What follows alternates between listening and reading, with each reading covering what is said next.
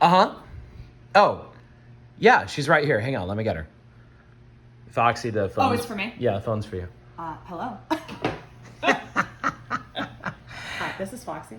Foxy, that's a banana. You're right, it's a banana. I'm gonna eat a banana. So, wait, you're eating a banana. I know! Does that mean you're not eating rice and beans anymore? April's over. I'm not eating rice and beans. Oh, okay, all right. I'm just broadening my horizons. Well, okay. How did that whole thing go? It was good. It was so good. So, okay. So, I finished a few days ago. And it was, okay. It was good. It was good. Yeah. It's been a little bit crazy transitioning off of it, actually, because I knew exactly what I was eating every meal of every day. Like, I didn't have to worry about it. Yeah. Last month, basically, I had a little bit of like, oh, are the microgreens ready to harvest? But like, by and large, I just had like a big Tupperware of rice and beans for the day. And I was like, chill, divide it into a lunch portion and a dinner portion. And I was eating. And now I'm like, yeah. So now I don't even know what I'm doing. Just eating bananas and like crazy stuff like that. You should caption this part. I'm so intelligible. I don't even know. So, good things about the month. I lost 13 pounds. So I started the month at 170 and I ended the month at 157. So I came down 13 pounds, which had been 21 pounds overweight. So now I only have 8 to go and I'll be back in the green zone from my doctor. She'll be so happy. Awesome. Yeah. Also, my triglycerides at the beginning of the month, my lipid panel was not crazy. My cholesterol was like, honey, a little bit of restraint, but not crazy. Just borderline abnormal on my LDL and my HDL. My triglycerides at the beginning of the month were 276, which is bad. They're supposed to be 150 or below. And that's not common for me. My triglycerides tend to be within the normal range. My previous number before that had been 90. So seeing them at 276 was a little bit stressful. But of course, by the time I got the data, I was already a day in to eating rice and beans. So I was like, okay, it's okay. I'm doing the thing now. So I got my labs at the end of the month and my triglycerides were 80. So just a month of no McDonald's, no booze, no refined sugar, just rice and beans and a little bit on top. And my triglycerides just took care of themselves. That's awesome. Like, boom. That's great. Totally good. Yeah. So rice and beans, no triglycerides. Yeah. My A1C basically didn't budge. It was like 5.3 and then 5.2. And then my CBC and CMP were totally perfect at the beginning and at the end. So, nice. Yeah, the numbers were awesome. You took iron supplements or something, right? I took a multivitamin for the whole month. So, yeah, I didn't have any micronutrient anomalies that I'm aware of, at least nothing that would have showed up on the CMP. So that does remind me though that like 2 days after I finished the month, I had posted something on social media about how I had done black beans and brown rice every day for 30 days. And someone was like, yeah, brown rice has arsenic in it though. And you're not, it's not recommended to eat it every day. And I was like, arsenic? What? Arsenic? Yeah. So apparently all rice has arsenic in it, but brown rice has more than white rice and enough more that they're like, the science isn't great, but maybe just in case, don't eat brown rice every day.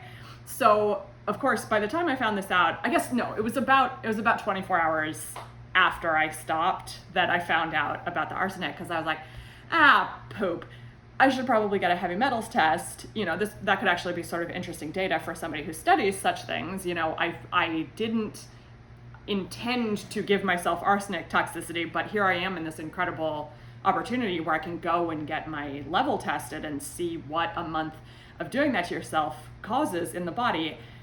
But can I go with you when you do your heavy metals test? Because I think I'd be really good at that. You're very good at heavy metal? Yeah, like name all of the members of Metallica. Okay, all right.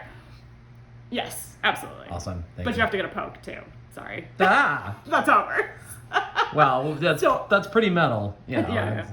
So by the time I got that message and found out that arsenic could be an issue, I had already had a fish sandwich. Oh no. And you're not supposed to have seafood for 48 hours before doing the heavy metals test because of the mercury. So I decided to not do it. I don't know if I should have, because even if the mercury levels were off, the arsenic would still have been valuable data. But I decided not to do it. But if I ever do this again, I'll definitely check my arsenic levels afterwards. I also look to see how quickly arsenic flushes from your system, because I was like, well, I stopped the month 24 hours ago, and then I had fish. If I waited 48 hours from the fish to do the test, like, is it all going to be flushed out of my system at that point? And, I don't know, because I didn't do the test, but it was enough of you kind of messed with your data that I decided to not go ahead. I'm glad they didn't find any either, like that you didn't test positive for arsenic, because then they would think that I was trying to off you with arsenic or something. And old lace. Yeah, they always look at the husband when it comes to old lace and arsenic. Is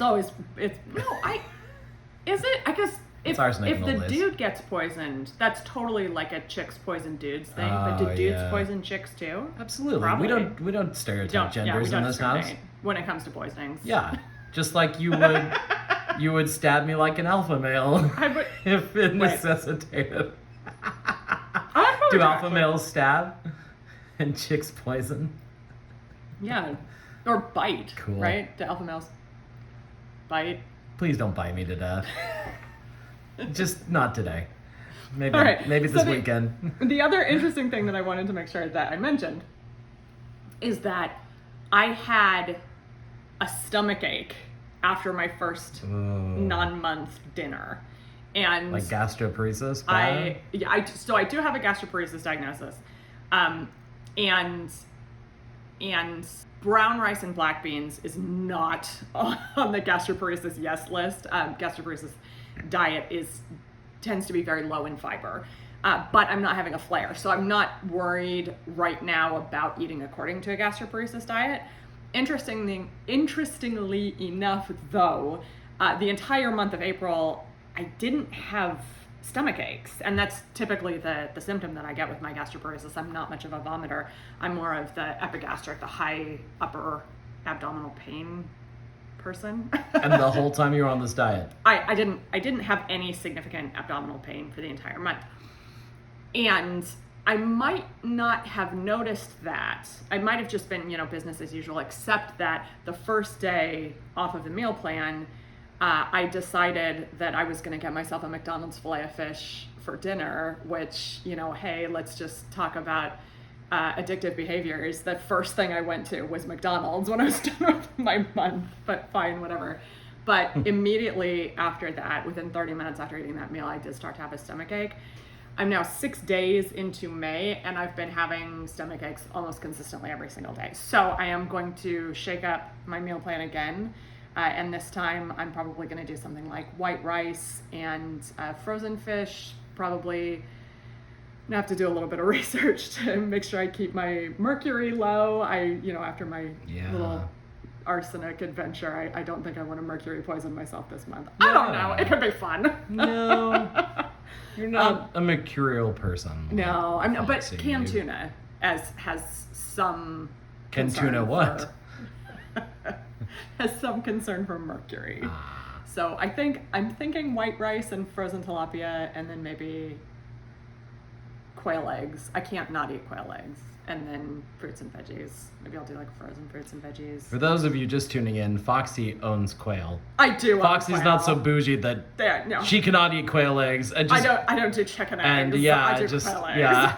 I was just thinking, with today's egg market and anyone watching their first video here at Foxy, you look we have really backyard quail. rich I'm and not pretentious. bougie. Yeah. I'm just a girl. I can't go a day without quail eggs, okay, guys? Gosh. Quail eggs, obviously. In a crystal glass, served to me by 8 butlers. Oh my gosh. Oh my gosh. 1 per egg.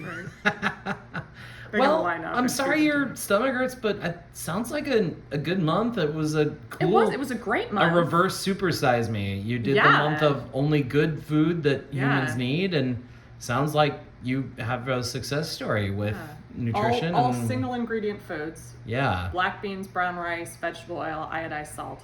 Because iodized salt has 2 ingredients, because it's got salt and iodine. Well, and then food from around the house. Food that we grow and produce here at home. That's awesome. So, when does the book come out?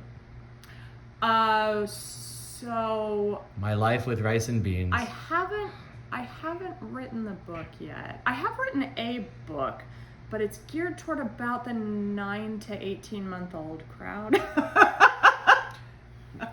Sounds perfect for me. Anyway. Well, Foxy, what a cool month. Good job. Thank you. It was fun and exciting. I think maybe I'll do another fun month for June. Do some kind of cool challenge. Nothing but chocolate. That you grow. That you grow using spirulina and frass.